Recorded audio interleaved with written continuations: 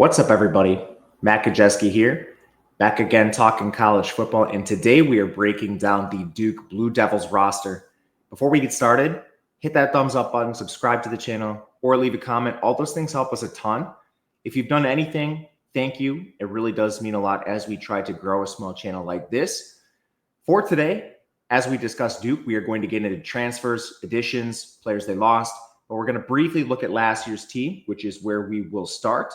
Here are the efficiency metrics for the Duke Blue Devils. This was a team that finished 9-4, a little bit imbalanced, but they get to that record because of an awesome defense. Finished 26th overall. They were led by an awesome edge group, but primarily a top 10 pass coverage unit, led by small Americans like Chandler Rivers. It was an awesome defense, and it really kept them in games, especially when they struggled to score at times. That offense did not run the ball very well. Not terribly surprising. They had a lot of new faces on offense, especially on the line. They lost their starting running back, at least the presumed starting running back, Jaquez Moore, to an injury just 2 games into the season. But they also struggled to throw the ball at times. They had Malik Murphy under center, who's now gone.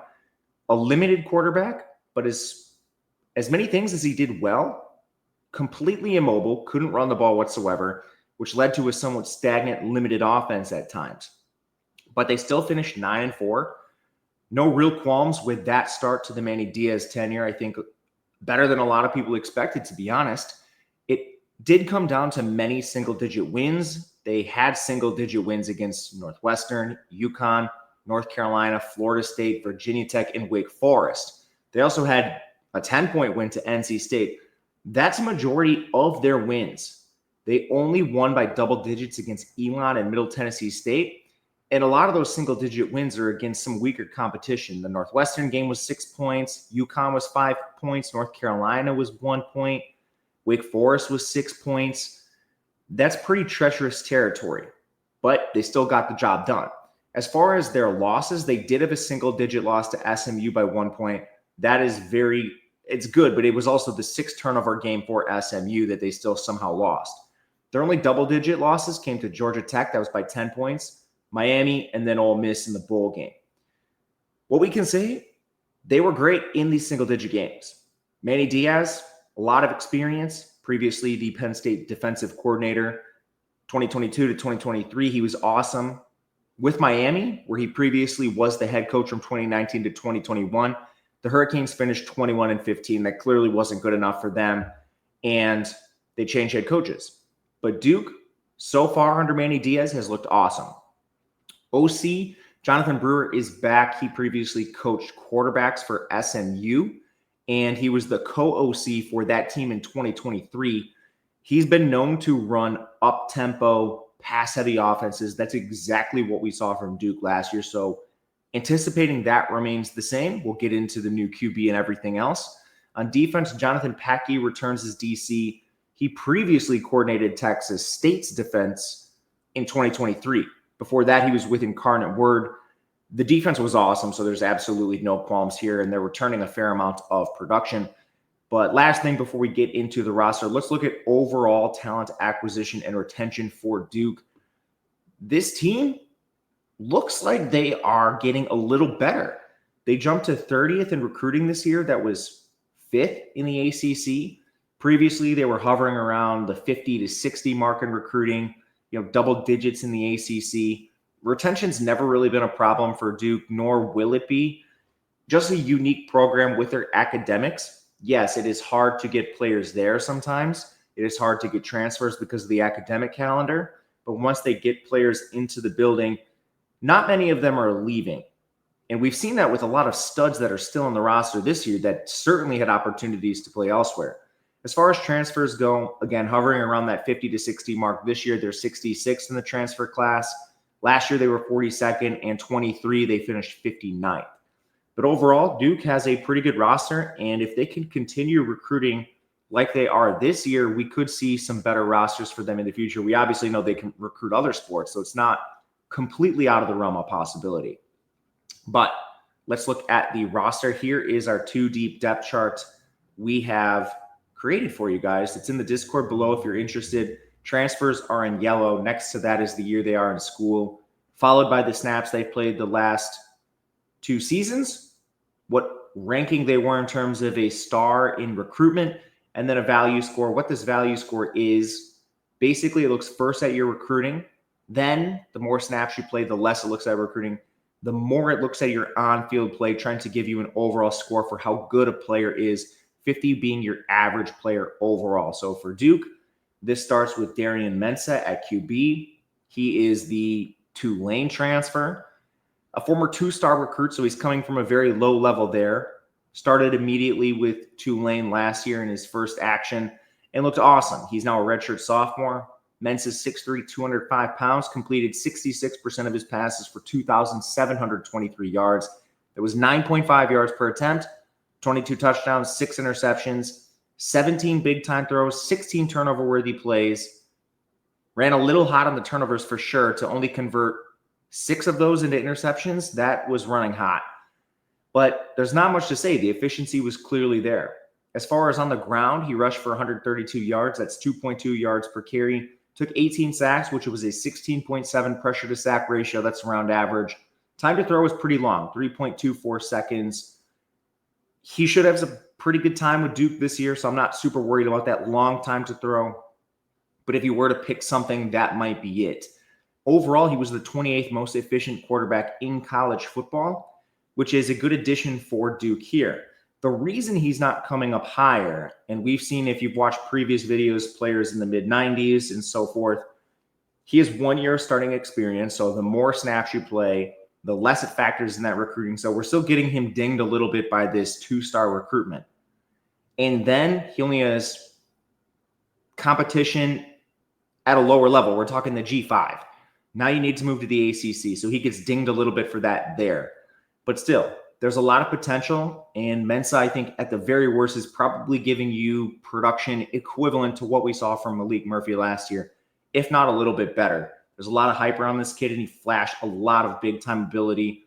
He has prototypical size at 6'3", 205. He can run a little bit, definitely more than Malik Murphy. So all this looks positive for him with his first year in the Duke program. Behind him, they return their longtime backup, Henry Bellin, 77 career pass attempts for him, modest mobility. He's now a redshirt junior.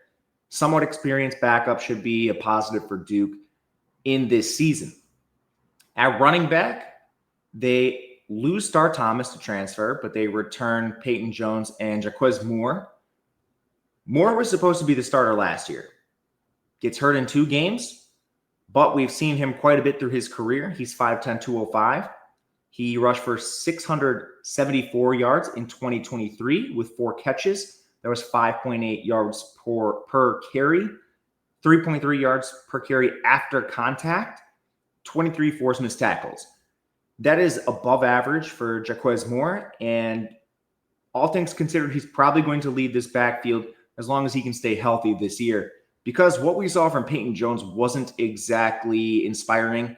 He did finish as this team's second leading rusher with 317 yards, but only 3.9 yards per carry, 8 catches. His yards after contact per attempt was at 2.18. That was way behind what we've seen from Moore in previous seasons. We also probably see some depth pieces emerge for this unit. I think you could be looking at 4-star freshman Nate Shepard. Duke did land a 4-star running back, which is rare. Not a lot in front of him. You could very well see him jump Peyton Jones.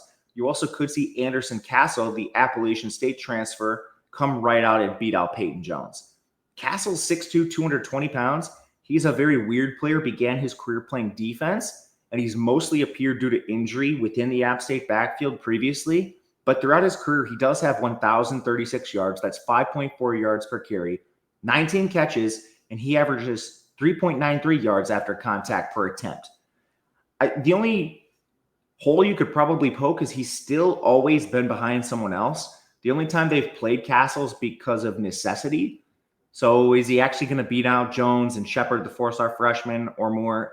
I doubt it, but you never know. He's at least a quality depth piece for this team. Moving to wide receiver, who is Mensah going to be throwing the ball to?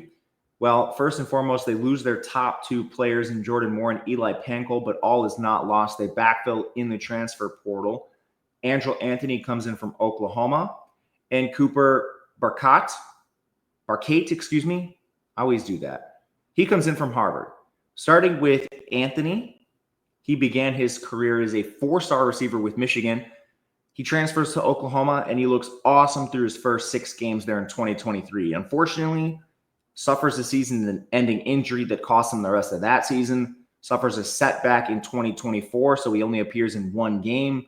We just haven't seen a lot of him in the last 2 seasons, but what we did see in 23 was awesome. 27 catches, 419 yards, played out wide 87% of the time. That's something Duke needs. They have an abundance of slot receivers, not perimeter receivers. 2.81 yards per route is awesome, and he is good size at 6'1", 186. Angel Anthony should play on the perimeter as long as you can guarantee health. Just we haven't seen much of that recently. Cooper Barcate from Harvard. He's 6'1", 195, also played on the boundary 83% of the time. This is an Ivy League player, so take this with a grain of salt. 63 catches, 1,084 yards. That was 3.16 yards per route. Needs to move that to the ACC, but he's been productive. We'll see what he can do. Those two are probably the favorites to play on the outside, and then I'm not sure what they do in the slot. They do return Sean Brown and Samir Higgins. Both of them are primarily slot receivers. Sean Brown is 5'8", 165, caught 41 balls for 445 yards. Slot receiver 80% of the time with 2.51 yards per route. That's awesome. He's already done it in the ACC. Just need a few more snaps out of Sean Brown. Higgins already played a few more snaps than him. He's 5'10", 190 pounds, so a little bit bigger, could probably handle the outside better than Brown. 47 catches for 413 yards. He's a redshirt senior, battled injury at times in his career, but last year he played in the slot 78% of the time with 1.47 yards per route. Those are your top 4 receivers, and there's virtually nothing behind them proven. Chase Tyler, he is a 4-star from the 2024 class. He has 31 snaps to his name. Duke's not recruiting a lot of 4-stars, so Chase Tyler's probably automatically atop this depth chart. But then, as you can see, it's a slew of freshmen, redshirt sophomores. None of them have played even 10 snaps in their career. So it's a very top-heavy unit for Duke, not proven behind these top 5, really top 4, but there is more talent than a lot of seasons. We'll see what they can do. They have 2 4-stars, a couple proven commodities in the slot. It should be a pretty decent unit that Mentz is throwing to. At tight end, they lose Nicky Damelin, but they do return Jake Taylor and Jeremiah Hasley. Hasley played in just 2 games last year due to injury. He's 6'3", 245. We did see him play 354 snaps in 2023. Not a great blocker, only 8 career catches, still sort of not sure what we have in him. We did see Jake Taylor, played 428 snaps last year, largely because Hasley got hurt. He's 6'5", 235, 11 catches for 74 yards. He did have 3 drops, was a really bad blocker, but again, he wasn't expected to play much, forced into action because of injury. So does he see more development? To sort of fill the void, they bring in Landon King from Utah. He's 6'5", 232. He's originally an Auburn commit, but then he transfers to Utah where he plays 422 snaps in 2023. He was moving back to the bench last year. In that 2023 season, it was sort of the worst case scenario for Utah. Brand Keithy gets hurt. Their tight end room was decimated.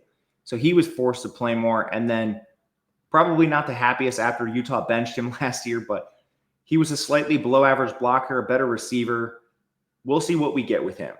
They also have 41 snaps from Vance Boyer. They recruited a 4-star tight end, Brady Gompers, in this class. There's a lot of names here, just no one really proven at the top. I think this unit will be fine. It'll probably be better than last year, and that's solely because if it's healthier, it's probably going to be better. But we will see. Offensive line. They lose just 1 starter. That means both their tackles are back. Left tackle is UCLA transfer Bruno Fina. He already has been with the program. Last year, he played 830 snaps. He was their worst player. 34 pressures are allowed, did not stand up in the run game. It was his 2nd straight season of poor play. At some point, Duke needs to take him off the field. He might develop, but at this point, we've seen a lot of Bruno Fina, and a lot of it's just really bad. At some point, we got to take a look at a redshirt freshman, a sophomore, maybe even a true freshman if this continues, because he was getting Malik Murphy murdered last year. Fortunately, he was just the weakest link, and everyone else stood up. So as long as you can do something with Fina, hide him a little bit, throw a tight end next to him, whatever it is, they need to do something about him. Brian Parker, their right tackle, he was awesome. This is now, he was a returning starter, multiple seasons. Last year, he only allowed 10 pressures, 1 QB hit, no sacks. Now in his second year starting, we saw him play above average in the run game. One thing they could do is maybe move him to left tackle. He did play one game at left tackle last year. So maybe you want to just flip your tackles, play Parker at left, move Fina to the blind, I guess to the right side, not the blind side anymore. I don't know. I don't know what the answer is here because you don't have a lot of proven depth behind Fina either. You could look a couple guys. We mentioned some of the depth and youth. Caleb Doris is a redshirt sophomore. Jack Small's a redshirt freshman. They have 8 combined snaps. I mean, like, it would be a bit surprising to see someone beat out Fina, but at the same time, probably not. Anyway, moving to guard. Justin Pickett is back. This will be his third year starting. He has 1,459 snaps. He has showed solid growth through his career. Last year, only 8 pressures allowed, 2 sacks, good in the run game. He's solid on the right side. Left guard, this is where you're replacing your lone departure. Couple options here. Micah Sahakian is back. He's formerly a Cornell transfer. He started 2 games last year, only allowed 1 QB hurry, no sacks, that's it. And run blocking, not quite as good, but that was very good small sample pass blocking for Sahakian. They also had Jordan Larson from South Dakota State. He played 619 snaps last year, which was pretty good for him. 72nd percentile in the FCS. Most of those came at left guard, so not the easiest projection, but he could potentially beat out Sahakian. I think this is a battle that'll take place in the summer. And lastly, center is Matt Craycraft, 881 snaps last year, only 7 QB pressures, 2 sacks, very good in the run game. He should hold down center. So behind them, there's not much depth, at least proven depth. A lot of it's just young, coming in the last 2 recruiting cycles. But we have seen the offensive line coach, Jeff Nora, do a phenomenal job with completely remade units. I think we can piece together a good offensive line, and I think this unit is better than last year, just solely based on continuity. One more year in the program. They were around average, and they should be above average this year. Moving to the defensive side of the ball, the edge group was awesome. This was a unit well above average last year, and they have a bit of returning production, especially on the edge. This should be a position of strength for Duke again. Vincent Anthony Jr. and Wesley Williams are back. Williams led the position with 623 snaps. He had 43 pressures, 9 sacks, good run defense numbers. He's 6'3", 265. He's a multi-year starter. Anthony, he is 6'6", 250 pounds. He had 6 sacks on 36 QB pressures, also above average in the run game. He has 1,157 snaps over the last 3 seasons, largely played in rotation, but his role has continued to increase. From there, most of Duke's depth did hit the portal. That's not surprising considering the returning starters.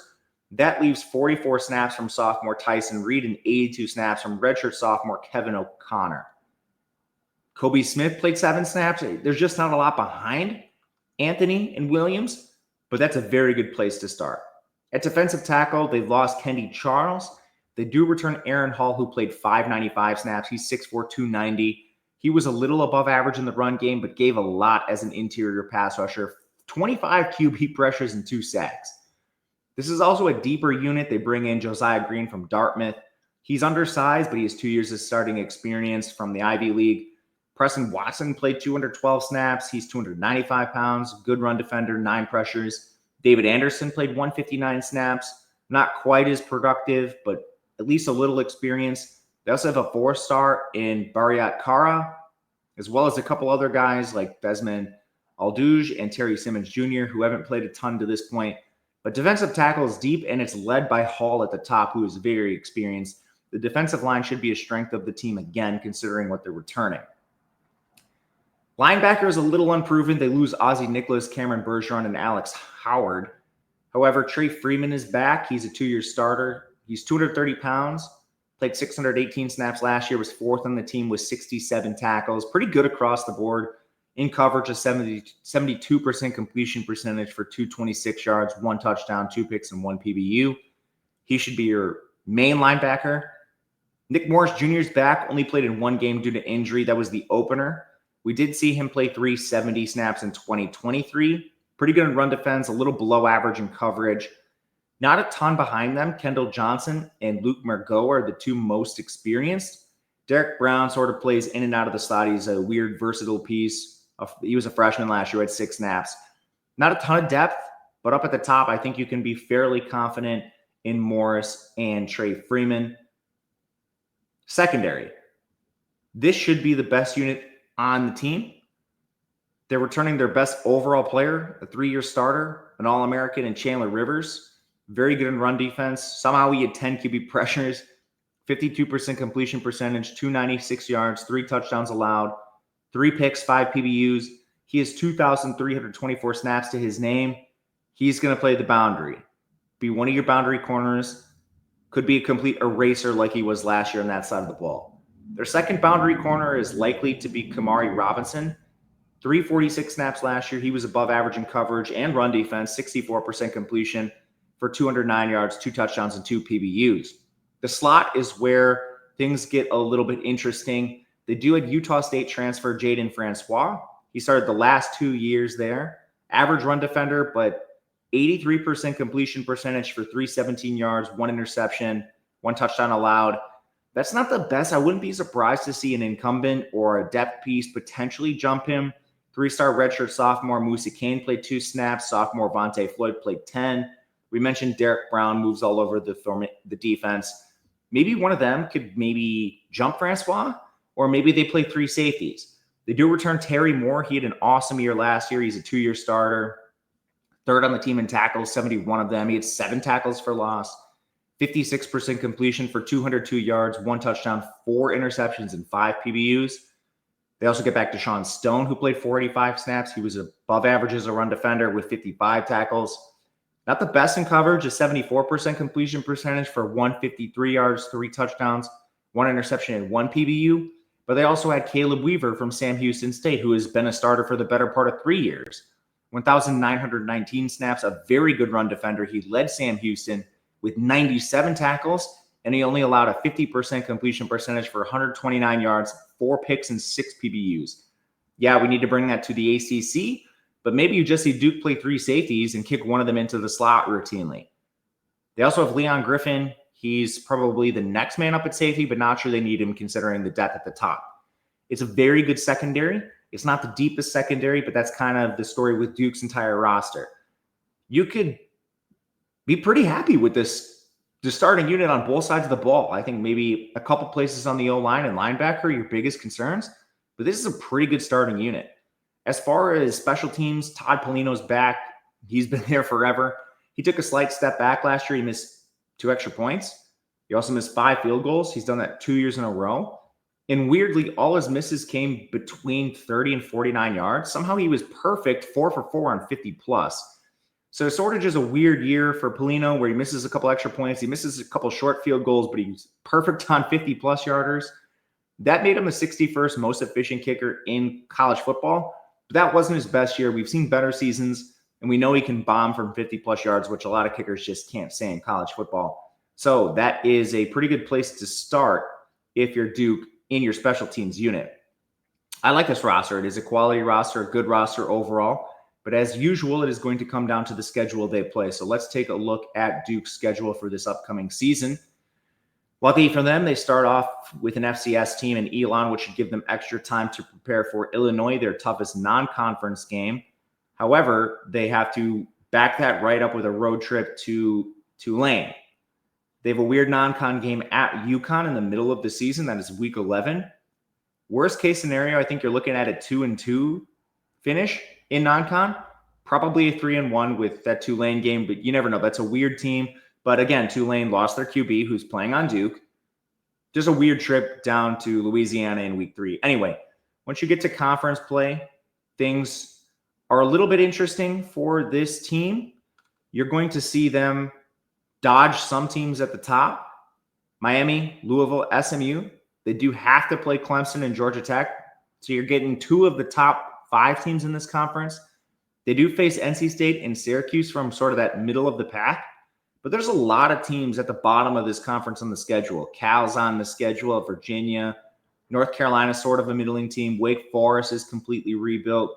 The path to a bowl game is clearly here. I think worst case scenario, you're looking at a 6-win season for Duke. But I mean, there's pretty clearly a path to 8 or 9 wins on the high end.